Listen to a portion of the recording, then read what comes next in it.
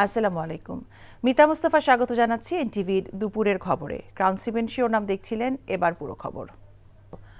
বাংলাদেশের মানুষ একটি গ্রহণযোগ্য নির্বাচন চায় বলে জানিয়েছে বাংলাদেশ সফররত ইউরোপীয় ইউনিয়নের প্রতিনিধি দল। সকালে রাজধানীর আগারগাঁওয়ে নির্বাচন কমিশন কার্যালয়ে বৈঠকের পর একথা জানান ইইউ প্রতিনিধি দলের সদস্য মাইকেল লিডার। তিনি বলেন, 2 সপ্তাহের এই বাংলাদেশের সফরে নির্বাচন নিয়ে বিভিন্ন অংশীজনদের সাথে কথা বলেছেন তারা। এখন পর্যন্ত যাদের সাথে কথা হয়েছে তাতে বাংলাদেশের মানুষ একটি গ্রহণযোগ্য নির্বাচন চায় বলেই মনে করছে ইইউ প্রতিনিধি দলটি। এ সময় নির্বাচন কমিশন সচিব আক্তার আহমেদ জানান, একটি অবাধ, সুষ্ঠু ও গ্রহণযোগ্য নির্বাচন চায় ইইউ। সেক্ষেত্রে ভোটারদের মধ্যে আস্থা ও সচেতনতা বৃদ্ধিতে ইউরোপীয় ইউনিয়ন বাংলাদেশকে সহায়তা করবে। এছাড়া প্রবাসী ভোটারদের ভোটদানে ইইউ এর সহায়তা চেয়েছে ইসি।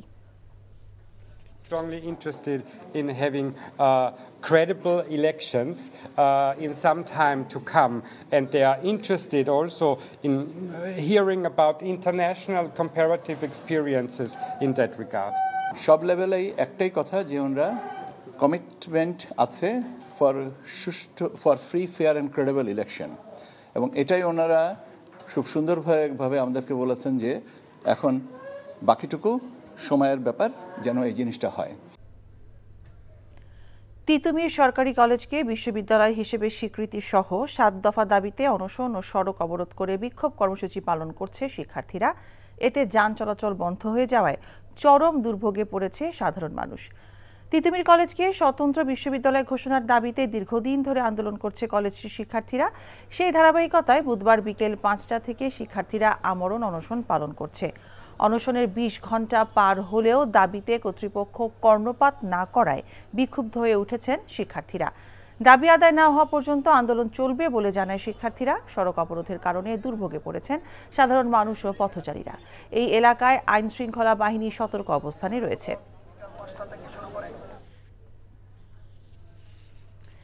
এ বিষয়ে জানতে আমরা যাচ্ছি ঘটনাস্থলে। সেখানে আছেন আমাদের সহকর্মী তামজিদ সুমন। তামজিদ, শিক্ষার্থীদের আন্দোলনের কি তথ্য আছে আপনার কাছে?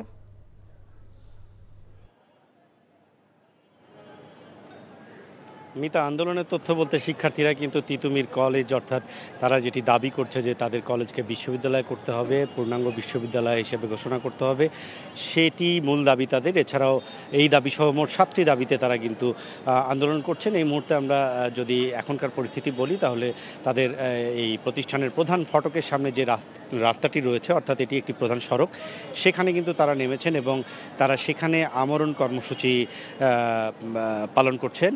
আপনি জানেন যে গতকাল বিকেল থেকেই কিন্তু 5 জন শিক্ষার্থী তাদের আমরণ কর্মসূচি, যেটা অনশন কর্মসূচি, সেটি শুরু করেছিল এবং এরপরে যখন তাদের এই আন্দোলন কর্তৃপক্ষ কর্ণপাত করেনি, তখন তারা যেটি বলছে যে সেই কারণেই তারা এই প্রধান সড়কে নেমে এসেছেন এবং নেমে তারা তাদের এই কর্মসূচিটি এখানে পালন করছেন।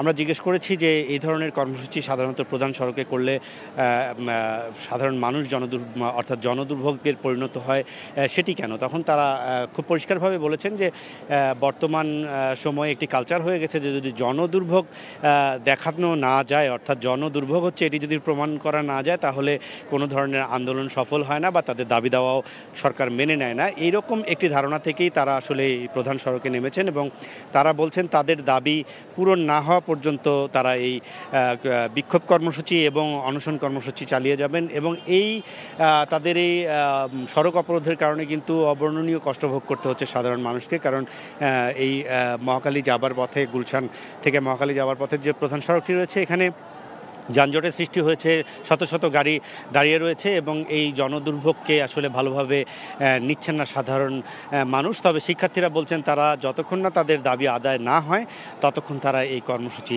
চালিয়ে যাবেন। মিতা, জানছিলাম তিতুমীর কলেজ শিক্ষার্থীদের আন্দোলনের খবর। জুলাই আগস্টে গণহত্যার মামলায় পরোয়ানাভুক্ত আসামিদের গ্রেফতারে পুলিশের গড়িমসি নিয়ে প্রশ্ন তুলেছেন আন্তর্জাতিক অপরাধ ট্রাইব্যুনাল। আসামিদের গ্রেফতারে যাদের গাফিলতি রয়েছে তাদের বিরুদ্ধে ব্যবস্থা নিতে আদালত প্রসিকিউশনকে নির্দেশও দিয়েছেন। এখন পর্যন্ত 109 জনের বিরুদ্ধে গ্রেফতারি পরোয়ানা জারি হলেও মাত্র 35 জনকে গ্রেফতার করা হয়েছে। প্রসিকিউশনের এমন তথ্যের ভিত্তিতে ট্রাইব্যুনাল সরকার ও রাষ্ট্রপক্ষের প্রতি অসন্তোষ প্রকাশ করেন। এ বিষয়ে আইজির বিরুদ্ধে স্বরাষ্ট্র উপদেষ্টার কাছে অভিযোগ করতে প্রসিকিউশনকে নির্দেশ দেন ট্রাইব্যুনাল। স্বরাষ্ট্র উপদেষ্টাকে উদ্দেশ্য করে আদালত বলেছেন, ট্রাইব্যুনাল তামাশা করতে বসেনি। বৃহস্পতিবার ট্রাইব্যুনাল জুলাই আগস্টের গণহত্যার ঘটনায় অভিযুক্ত 3 জনের বিরুদ্ধে গ্রেফতারি পরোয়ানা জারি করেছেন। কলেজ শিক্ষার্থী ইমাম হোসেন তাইম হত্যা মামলার 2 আসামি পুলিশের সাবেক সহকারী কমিশনার তানজিল আহমেদ এবং যাত্রাবাড়ি থানার সাবেক ওসি আবুল হাসানকে ট্রাইব্যুনালে হাজির করা হয়। সন্তুষ্টি অসন্তুষ্টির কোনো বিষয় নাই, কি প্রক্রিয়া হবে এক্সিকিউশনটা কার্যকর হয় নাই, সেটা যেন হয় দ্রুত, সেই ব্যবস্থা নিতে উনি আমাদেরকে বলেছেন। 3 জনের বিরুদ্ধে জারি হয়েছে এটা ঠিক, তবে কোন ঘটনা এবং কাদের বিরুদ্ধে এটা আপনাদেরকে বলবো না।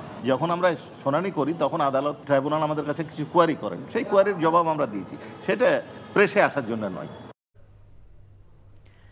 শেখ হাসিনা সরকারের সময় নানা কারণে চাকরিচ্যুত পুলিশ সদস্যরা চাকরি ফিরে পাওয়ার দাবিতে সচিবালয় অভিমুখে পদযাত্রা কর্মসূচি পালনের সময় শিক্ষা ভবনের সামনে আটকে দিয়েছে পুলিশ।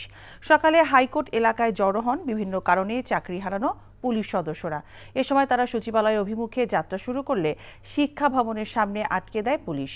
অন্তর্বর্তী সরকার গঠন হওয়ার পর বিগত সময়ে নিয়ম বহির্ভূতভাবে চাকরিচ্যুত পুলিশ সদস্যদের চাকরি পুনর্বহালের প্রতিশ্রুতি দিয়েছিল বলে দাবি করেন আন্দোলনকারীরা। সেই প্রতিশ্রুতি বাস্তবায়ন না করায় আন্দোলনে নামেন তারা। সড়কে অবস্থান করায় সচিবালয়, প্রেস ক্লাব, হাইকোর্ট এলাকায় প্রচণ্ড যানজট সৃষ্টি হয়েছে।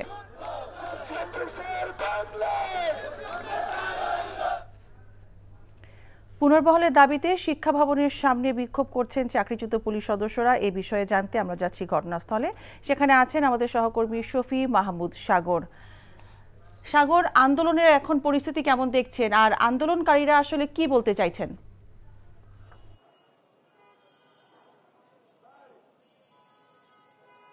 মিতা, বেলা 11টার দিকে চাকরিচ্যুত পুলিশ সদস্যরা যারা রয়েছেন তাদের একটি আন্দোলনকারী গ্রুপ তারা এসে এই শিক্ষা ভবনের সামনে এসে তারা জড়ো হন এবং এখানে তারা অবস্থান শুরু করেন।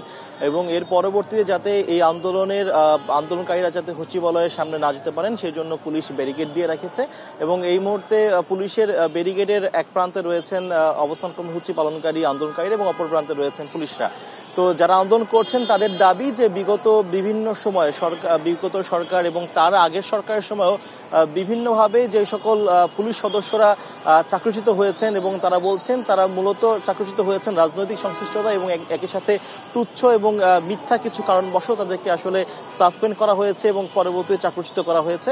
তো এই সকল পুলিশ সদস্যদের দাবি তাদেরকে যেন অবিলম্বে এই সরকার পুনরায় চাকরিতে বহাল করেন। এবং এই দাবি নিয়ে গত 8 আগস্ট তারা কিন্তু সড়কে নেমেছিলেন। তখনকার সময় তৎকালীন স্বরাষ্ট্র উপদেষ্টা তিনি তাদেরকে প্রতিশ্রুতি দিয়েছিলেন যে অবিলম্বে তাদেরকে পুনরায় চাকরিতে বহাল করা হবে, কিন্তু গত 6 মাসে তারা এই ব্যাপারে কোনো ধরনের অগ্রগতি দেখতে পাননি বলেই তারা আজকে অবস্থান নিয়েছেন। এবং তাদের দাবি হচ্ছে যতক্ষণ না পর্যন্ত তাদের দাবি মেনে তাদেরকে পুনরায় চাকরিতে বহাল করা না হবে ততক্ষণ পর্যন্ত তারা সড়কে অবস্থান নেবেন।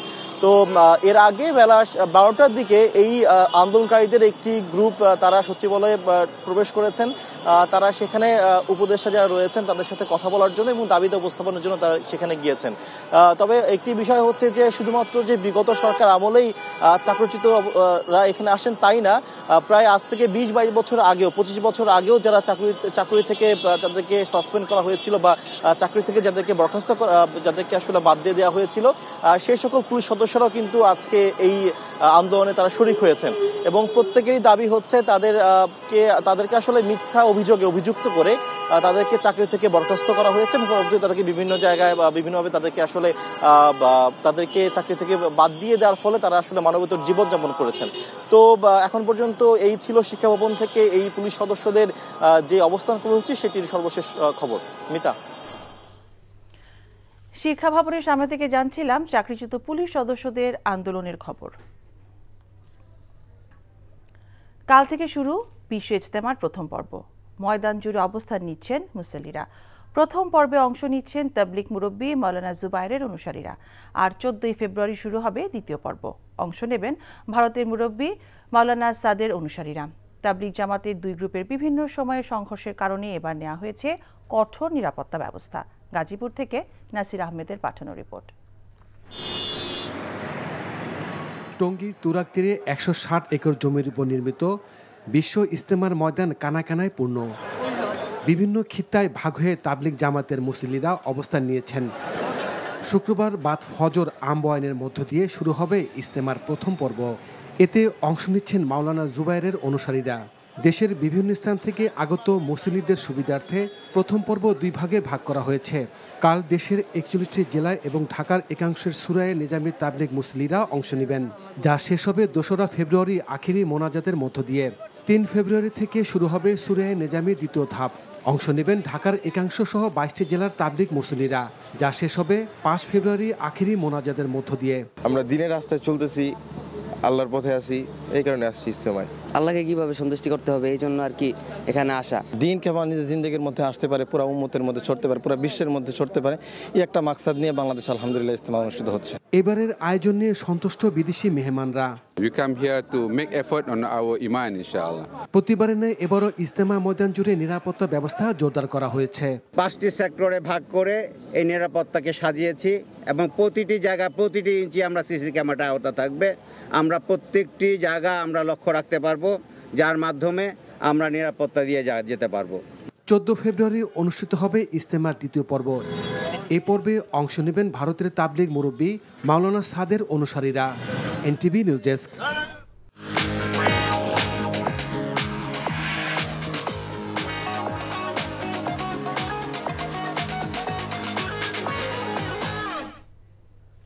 নগদ নিবেদিত অর্থনীতির খবর। তৃতীয় দফায় বাড়ানো হলো আয়কর রিটার্ন জমা দেওয়ার সময়সীমা। আজই সিদ্ধান্তের কথা জানিয়েছে জাতীয় রাজস্ব বোর্ড এনবিআর। নতুন সিদ্ধান্ত অনুযায়ী ব্যক্তি শ্রেণীর করদাতাদের 2024-25 করবর্ষের আয়কর রিটার্ন জমা দেওয়ার সময় 15 দিন বাড়িয়ে 16 ফেব্রুয়ারি পর্যন্ত নির্ধারণ করা হয়েছে।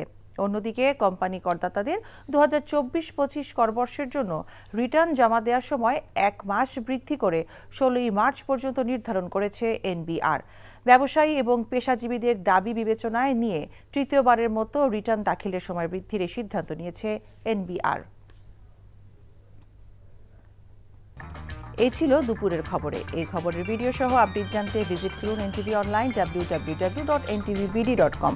এছাড়াও এনটিভি জনপ্রিয় সব অনুষ্ঠান ও খবরের আপডেট জানতে ভিজিট করুন আমাদের ইউটিউব ও ভেরিফাইড ফেসবুক পেজ। 5টায় দেশের খবর দেখার আমন্ত্রণ রইল। সবাইকে ধন্যবাদ।